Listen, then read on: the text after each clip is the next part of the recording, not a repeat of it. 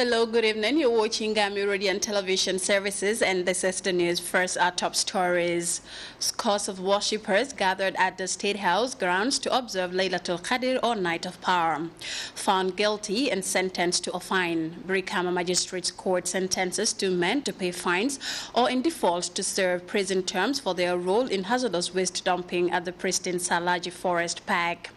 After a decade of painful, at times fractious negotiations, Iran and the six world powers reached a deal which will put an end to Tehran's nuclear ambitions in exchange for the repealing of crippling sanctions. But in Israel, politicians queued to condemn the deal, with Prime Minister Benjamin Netanyahu, a vocal critic of Tehran, describing the agreement as a bad mistake. Well, these and other stories coming ahead in the next 30 minutes. I am Fatou Janembai.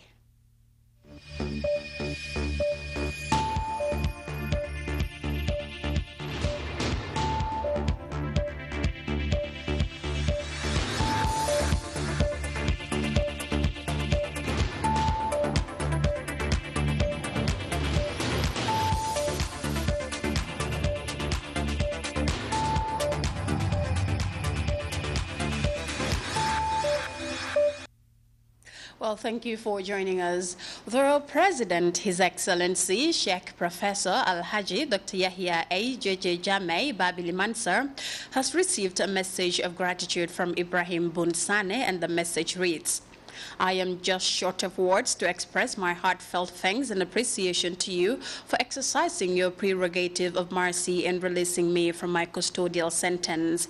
I will continue to be grateful to you for your magnanimity and pray that Almighty Allah continue to bless you, guide and grant you long life so as to steer the affairs of the Gambia to higher heights. Your Excellency, I have come out of custody a wiser, more matured, God-fearing and repenting person. The years spent in custody were not wasted, for I was able to complete the whole glorious Quran, and I have learnt a lot about life which I would not have done alone otherwise. It was indeed a blessing, and I give thanks and credit to Your Excellency. I wish to assure you of my unflinching loyalty to you and your government. Once again, Your Excellency, I and my wives and entire family thank you for your magnanimity and pray that the Almighty Allah grant you long life and good health.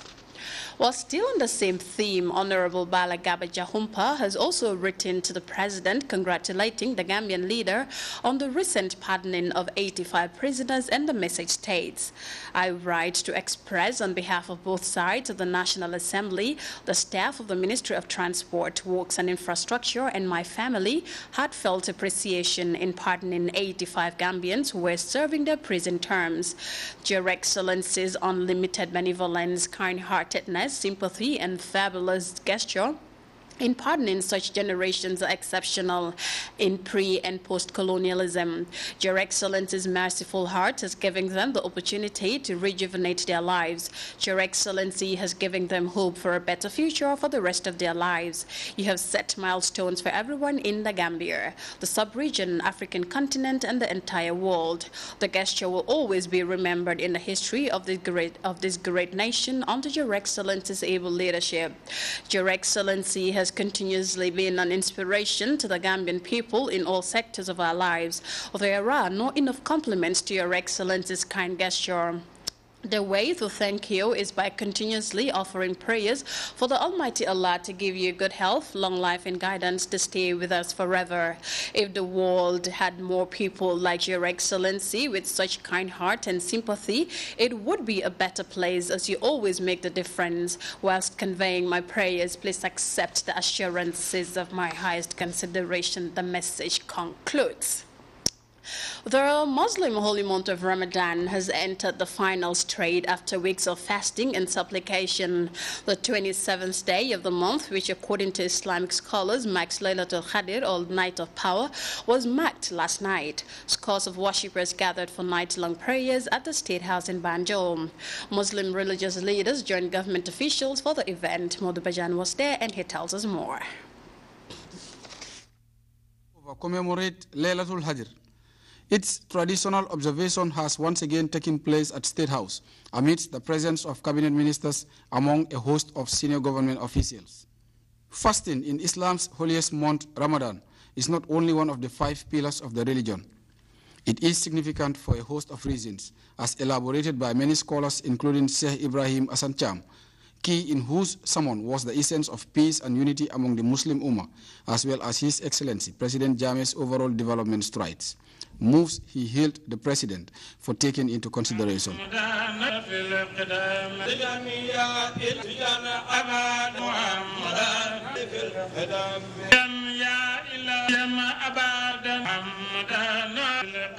With series of zikrs marking the night's activities, performances including those of Mbaye Donde Silla, Sheikh Ismail Jaju, and Ahlu Badr were taking place.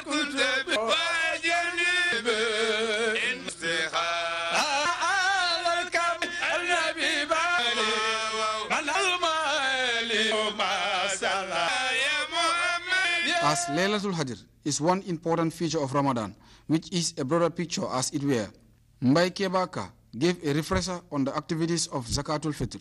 This is an obligation that requires Muslims to give between 2 and 2.5 kilograms of one's staple food, as enshrined in the teachings of Prophet Muhammad, peace be upon him, he continued.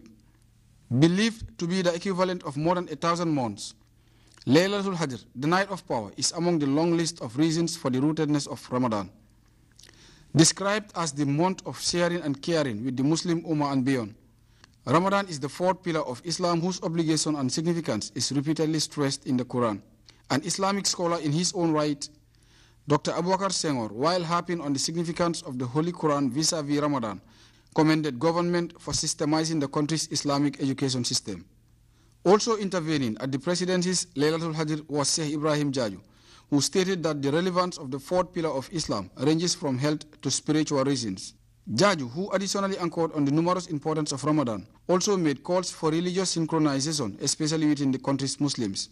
In wrapping up the event, the President of the Supreme Islamic Council, Sheikh Mamadou Lamin Touré, thanked President Jammeh for his open-door policy, which allows Gambians, regardless of their backgrounds, to continuously share religious and other similar moments. For Touré and his religious counterparts alike, the vivid testimony and religious teachings of Ramadan, such as resilience, tolerance, caring and sharing, should be leftovers for a better and united Gambia.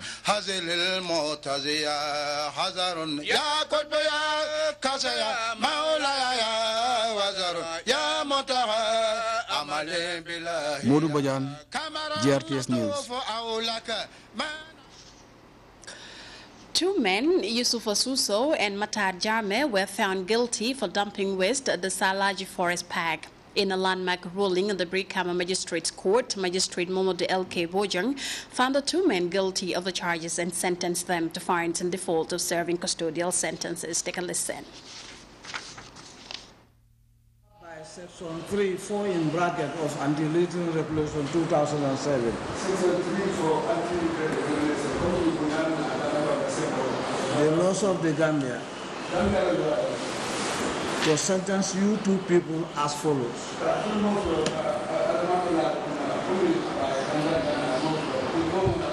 First defendant, you are sentenced to a fine of $4,500. In default, 6 months imprisonment. Second defendant, you are sentenced to a fine of $3,500 because you were committing offense under Section 24 of Criminal Code.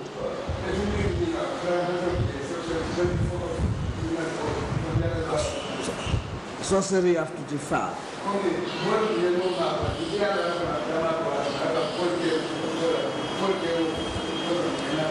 If you fail to pay 3,500, you have to go and serve imprisonment for 5 months. I am empowered. Well, Magistrate Mohammed L.K. Bojang there delivering judgment in the case of the 2 men who were allegedly caught dumping waste at the Salaji Forest Park. Well, we hope to bring you more on that story in our tomorrow's newscast, inshallah. The Banjul chapter of American International University of West Africa Tuesday graduated 64 students in various fields of medical study. Samuel Ba of our newsroom attended the main graduation ceremony and reports that 45 of the graduating students are Gambians who were also sponsored by the school. 64 students on Tuesday graduated in various medical disciplines at the maiden graduation ceremony of the American International University of West Africa, chaptered in Banjul. The graduates have now been conferred bachelor's degrees in midwifery, anesthesia, general nursing, perioperative major, psychiatry, and medical laboratory. Our tree at Iowa has started bearing fruit. When the fruit is not ripe, the color is green. This fruit, when it is ripe, it either becomes yellow or is red. Medical practitioners congratulated the graduating class for their accomplishments and offered them some words of wisdom. People will appreciate you if you show them that you care and you know what you're doing. And as part of the Hippocratic Code, do not do harm. If you cannot help somebody, do not do harm. I would like to wish you all success and belief in yourselves. And to underline that, success is a mindset, and success is an attitude. These are the basic things that you must start with and keep in your mind. Some of you will think that the profession, you'll become millionaires overnight, particularly you, the doctors. You won't. Many of us have worked for years until we have retired. We are still scraping a living. Some of you will. But if you make your aim that you are going to become a millionaire as quickly as possible, I think you are in the wrong job. The Minister of Health and Social Welfare expressed government's readiness to support educational programs geared towards development and urged them to do their best in giving hope to humanity. Of the total of 64 graduates, I am pleased to note that 45 are Gambians who have been taught and trained free by Iowa. This calls for a big applause. And we want to thank you very much on behalf of the government and people of this country. I'm aware of scholarships being offered to the Minister of Health and Social Welfare for the next academic year. And again, I thank you very much, and I hope Iowa will continue educating many more Gambians in the coming years. The American International University of West Africa is a thriving university offering quality education services, and this maiden graduation ceremony could be the beginning of greater accomplishments in future. We started this institution with a faculty which outnumbered the students' population. And in a short period of 4.5 years, we have been able to establish 6 colleges, 3 campuses, and a very vibrant student community. Higher education officials also bestowed words of wisdom on the graduates, reminding them that it was no time to take a break, but the beginning of new challenges. Even in the administrative aspect, challenges, the work environment is full of challenges, but you must be prepared to face those challenges, and you must not allow any challenge to derail you. You will not be surprised to see others who stand up to deliberately derail you. But learning from Dr. Jai's presentation, you must not allow them to happen. The 2015 class valedictorian is Usman Sise. 4 years ago, we enrolled in this noble university coming from different backgrounds and having different life experiences. Today, we are leaving this university as a collective unit. Today, we have become one. We have become the first graduating class of the American International University, West Africa. The American International University of West Africa opened its doors to Gambians in 2011 and today celebrates a significant milestone in the lives of the graduating class as they embark on a new adventure. Samuel Ba, GRTS. Well, congratulations. Brikama Area Council has on Monday disbursed a check for over $430,000 to 152 students in the West Coast region. As Buba SMCC reports, the fund is earmarked for payment of school fees and financial aid for the needy students from grades 10 to 12, covering 36 schools. Event in Council's calendar to provide scholarships and financial aid to needy students ranging from grades 10 to 12 in the West Coast region. This recent package amounts to $435,000 meant for the payment of school fees for 152 students. I would also want to thank the entire people of West Coast region for providing scholarship for the children. Yes, the Brikama Council is giving the scholarship, but the funds that are used for that scholarships are from the taxpayers' money, and those are the people of West Coast region. I cannot leave this table without thanking them for taking care of their own children, for a better Gambia in the future. The chairperson education committee at Brikama Area Council, Ismail Abaji, gives detailed explanation of the package in connections to payment of fees and financial aid for each of the students. We want to support government's effort, and in particular the President, His Excellency Chief Professor Dr. Alhaji A.J.J. Jammeh Babili Mansa's effort in ensuring that education is at the doorsteps of everybody. As a result, we feel it is part of our social responsibility, to give support to our people, and in particular the needy ones, to ensure that they also have the opportunity to be educated. The Director of Governance at the Ministry of Lands and Regional Administration deputized his permanent secretary. Mamadou Jallo commends the Council for the move, saying it's a manifestation of Council's efforts to plow back to the people they serve. I think this is very significant. It has definitely manifested that Council is plowing back some of its taxes to the people they are to serve. And I want to thank Council also for investing in education. This shows that Council is not operating in isolation, knowing that education is very key, is one of the top priorities of central government. And knowing that there is a correlation between high literacy rate and development.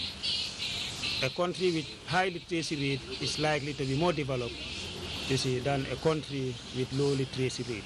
We all, go to school once or twice in a year to find out the progress of our child. You may hear some of the problems, and then some of these problems will come out, and then you will be able to set it out, with the principal. But, it is hard to say, but then, most of us, we are only interested to send our child to school. The very first day we send the child to school, that's the end of everything. We don't mind, and even the child, when the child comes home, we don't mind, to say, we don't even care to say, what have you done today? How many of us, would sit down at home and then said, can I see what you have done with your teacher today? You don't even go through the books. And this is where that is why we are saying, the support is lacking at the community level. The Deputy Governor of West Coast Region, Musa Amul Nyasi, equally encourages parents to regularly monitor the progress of their children at school, while thanking the leadership of the country for creating conducive learning environment for all. We all know that education is one of the rights of every child, and then the government has a stake. The government is playing her part They have ensured that schools are within reach. They have ensured that they have teachers in all the schools. So what is left now is for the parents also to fulfill their part of their responsibility. Like the representative of the directorate have made mention. Let us try to know whether our students or our children are actually going to school. Let us try to know when they go to school, are they actually learning? Let us try to know if they are given responsibilities or assignments from the school, are they actually doing it? Who are the people who are taking that responsibility? Brikama Area Council is resolved to relentlessly complement the efforts of the government in its drive to provide quality and relevant education for the nation's precious gifts, the young people. In doing so, it has committed itself to investing part of their revenue to sponsoring needy students out of the taxpayers' hard-earned money.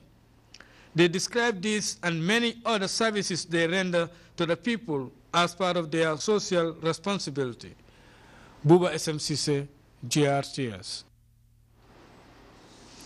Well, the month of Ramadan is regarded as a period of sharing and caring, and in demonstrating that remarkable spirit, the Vision Development Foundation distributed needed foodstuff to Muslims in the Cardiff municipality and beyond. Al-Mahmoud S. Jallo tells us more. Islam's holiest month is a sunnah of the Holy Prophet Muhammad sallallahu alaihi wasallam, and championing this important teaching of the Messenger of Allah is Vision Development Foundation. Since its inception, the foundation has made helping the poor and those in need, especially during religious festive periods, a top priority of its countless charitable activities. And this year's Ramadan is no exception. Since the start of fasting, Vision Development Foundation has on a daily basis given out Ramadan gifts to thousands of needy Muslims. Many had visited the foundation's head office every evening and gone home with handsome Ramadan gifts, ranging from dates, tea, bread, sugar, rice, and other condiments, plus cash, to enable them break their fast. Vision Development Foundation is an NGO that is a non-governmental organization. Our objective is to see how best we can complement the government and help the needy and the poor. Monday evening witnessed the distribution of meat to several individuals and households in observance of Laylatul Qadr, the night of power. The foundation bought and slaughtered 43 bulls and distributed the meat to the needy.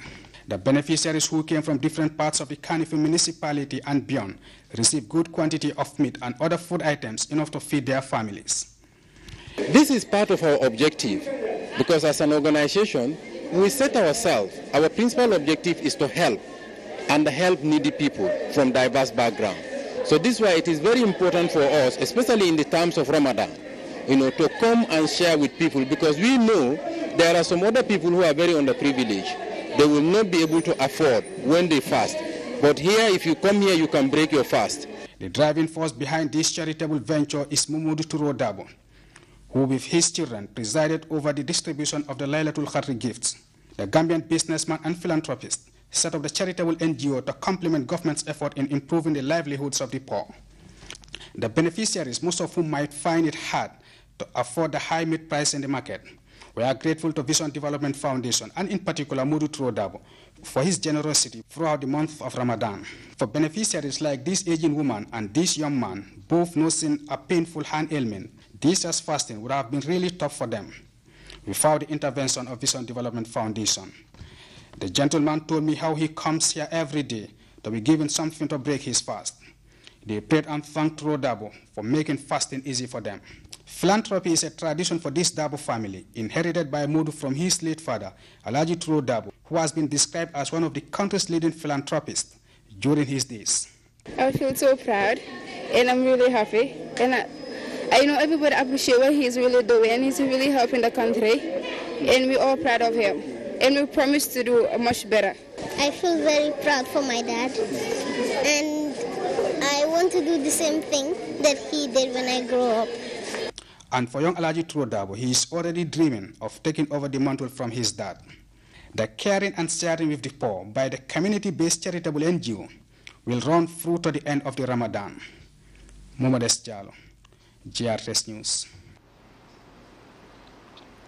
Well, time now to take our first break. A look at the international scene. When we return, then go away. It's one of the major environmental challenges facing developing countries, such as the Gambia.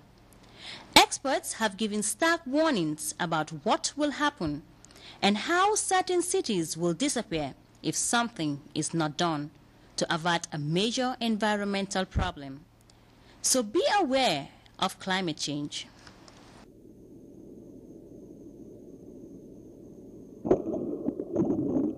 Banjul, Gambia. This West African city is nestled up beside the Atlantic Ocean and faces the threat of rising sea levels. On top of that is the possibility of coastline erosion, which increases the chance that the city will submerge underwater.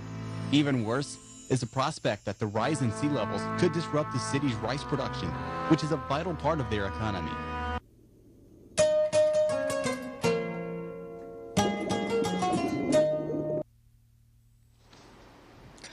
Welcome back.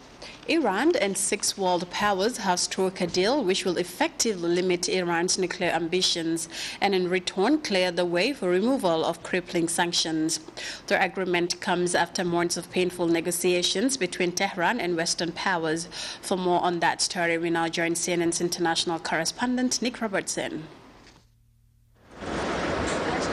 Well, the details are beginning to emerge now. We know that there's going to be wide-ranging 24/7 access for the inspectors that will be verifying this deal that Iran has agreed to. There will be a 98% reduction in the low-enriched uranium. That brings their totals down from 12,000 kilograms to just 300 kilograms. These limitations on those stockpiles will last for 15 years. The sanctions relief that Iran has wanted, what it gets for agreeing to this deal, those elements of sanctions relief will be phased in over a period of time, depending on their compliance, depending on an implementation date. And the ability is there for the sanctions to snap back on if Iran doesn't comply. And there is a commission set up to make sure that that happens in a swift and timely fashion. It is worth expanding just a little bit on this notion of 24/7 access, the idea that inspectors can go to whichever sites they so desire in Iran. The International Atomic Energy Agency, that is the world's nuclear watchdog, learned its protocols, if you will, in Iraq in the 90s, where it was doing the weapons inspections there. They learned that it wasn't good enough to listen to what the country had said about where their stockpiles were, about where their equipment was, to just verify what they were told. They needed additional powers to be able to say, we want to go to that town, we want to go to that site, we want to go to that building, we want to go to that room. That is what is enshrined, and that is what Iran has signed up to here, what is known as the additional protocols. And if the IAE, the weapons inspectors, say we want to go to that building and the Iranians say no, it goes into something called managed access. The inspectors have the power under this agreement to demand to go somewhere and to reach an agreement with the Iranians in a timely fashion. There is a 15-day mechanism here built into this agreement that if the Iranians don't comply with what the inspectors demand for access to a site, then this is something that's going to be escalated to UN Security Council. This is the strength of what President Obama and Secretary Kerry have been talking about in the 24/7 access. Alison? Well, CNN's international correspondent there, Nick Robertson, reporting on Iran's nuclear talks. Well, many, including President Barack Obama, have welcomed the new development. But one man who has not shared those feelings is Israel's Prime Minister Benjamin Netanyahu. The Israel's leader describes the deal as a bad mistake. We have details of that in this report.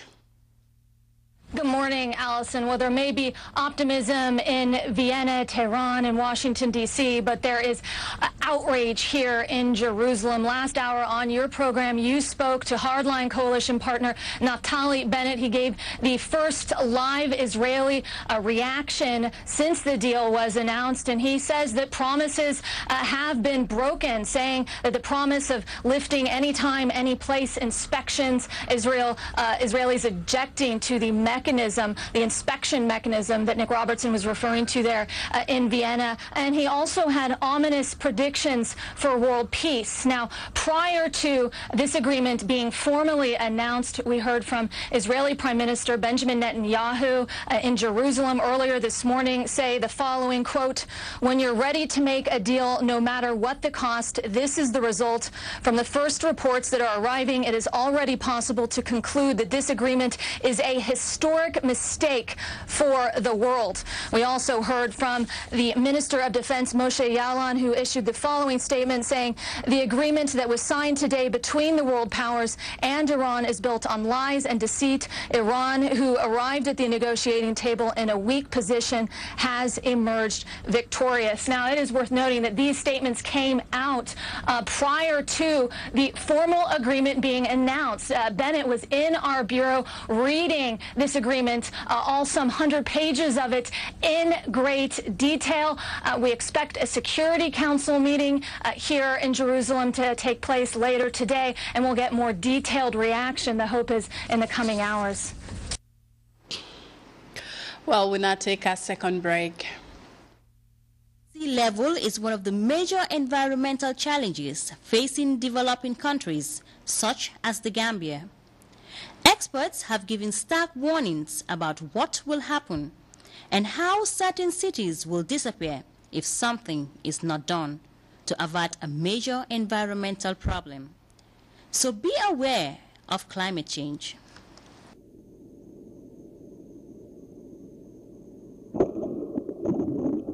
Banjul, Gambia. This West African city is nestled up beside the Atlantic Ocean and faces the threat of rising sea levels. On top of that is the possibility of coastline erosion, which increases the chance that the city will submerge underwater. Even worse is the prospect that the rise in sea levels could disrupt the city's rice production, which is a vital part of their economy.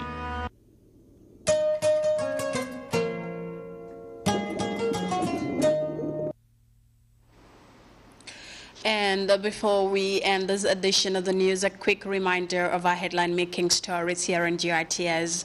Scores of worshippers have gathered at the State House grounds to observe Laylatul Qadr, or Night of Power.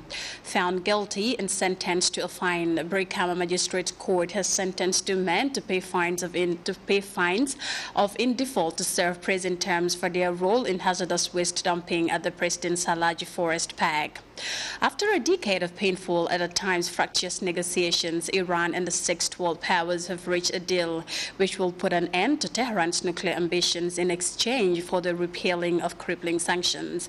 But in Israel, politicians queued to condemn the deal, with Prime Minister Benjamin Netanyahu, a vocal critic of Tehran, describing the agreement as a bad mistake. And with that, we come to the end of the news at 10. Thanks for the pleasure of your company from me, Fatou Janimbai, and the rest of the team. Thank you for joining us, and Eid Mubarak in advance.